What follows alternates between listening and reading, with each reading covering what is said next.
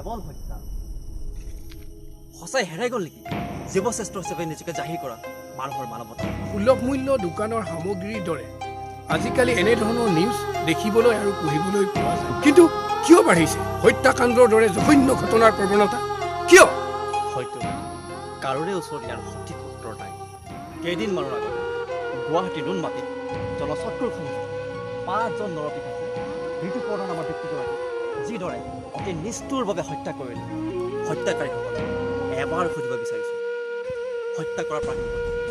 আপোনালোকৰ অন্তৰ কেইখন এবাৰলৈ কপি উঠা নাছিল হত্যা কৰাৰ পাছত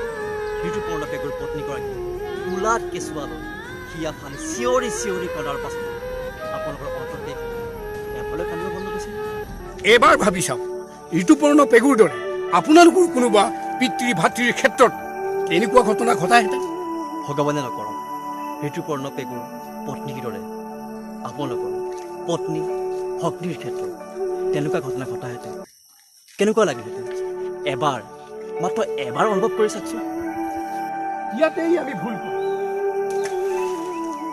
আনৰ সুখ আনৰ দুখ আমি কোনে উপলব্ধি কৰিবলৈ নিবিচাৰোঁ মই ভাবোঁ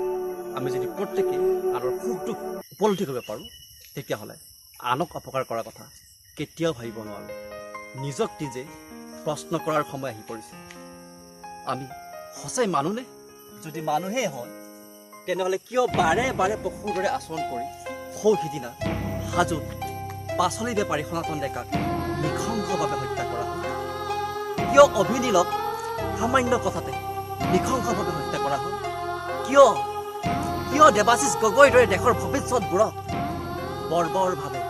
হত্যা কৰা হ'ল এতিয়াও তেনেহ'লে দাবী কৰিব পাৰিম নেকি পৃথিৱীৰ শ্ৰেষ্ঠ জীৱ মানুহেই বুলি চৰকাৰলৈ অনুৰোধ একাংশ মানুহ পশু হোৱাৰ আগতেই তেওঁলোকক নাকি লগাবলৈ দেশত কঠোৰ আইন প্ৰণয়ন কৰক নহ'লে দেশত বলবৎ হৈ থকা শিথিল আইনৰ সুযোগ লৈ একাংশই নিজৰ খেয়াল সূচীমতে হত্যাকাণ্ডৰ দৰে জঘন্য ঘটনা সংঘটিত কৰি যাব আৰু আপোনালোকে চকু মুদা কুলিৰ দৰে ভাও ধৰি থাকিব লাগিব ভগৱান শ্ৰীকৃষ্ণ মুখৰ বাণী হিচাপে খ্যাত পবিত্ৰ গীতাত উল্লেখ আছে পৃথিৱীত কোনো বস্তুৱে স্থায়ী নহয় য'ত জীৱনটোৱে স্থায়ী নহয় তেনেহ'লে সমাজ ব্যৱস্থাত প্ৰচলিত নিয়ম কানুন কেনেকৈ স্থায়ী হ'ব মই ভাবোঁ সময়ৰ সমাজত প্ৰয়োজন হোৱাকৈ পূৰ্বৰ কিছুমান নিয়ম আৰু আইন পৰিৱৰ্তন কৰিব লাগে কিয়নো পূৰ্বৰ সমাজত বসবাস কৰা মানুহৰ মানসিকতা আৰু বৰ্তমান সমাজত বসবাস কৰা মানুহৰ মানসিকতা কেতিয়াও একেই হ'ব নোৱাৰে সময়ৰ লগে লগে পৰিৱৰ্তন হ'ব ই অৱধাৰিত চৰকাৰলৈ আহ্বান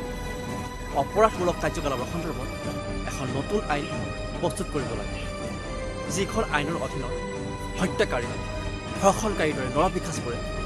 বেছি সময় ৰ'বলগীয়া নোহোৱাকৈ কঠোৰতম শাস্তি পায় যাতে নেক্সট টাইম দ্বিতীয় এজনে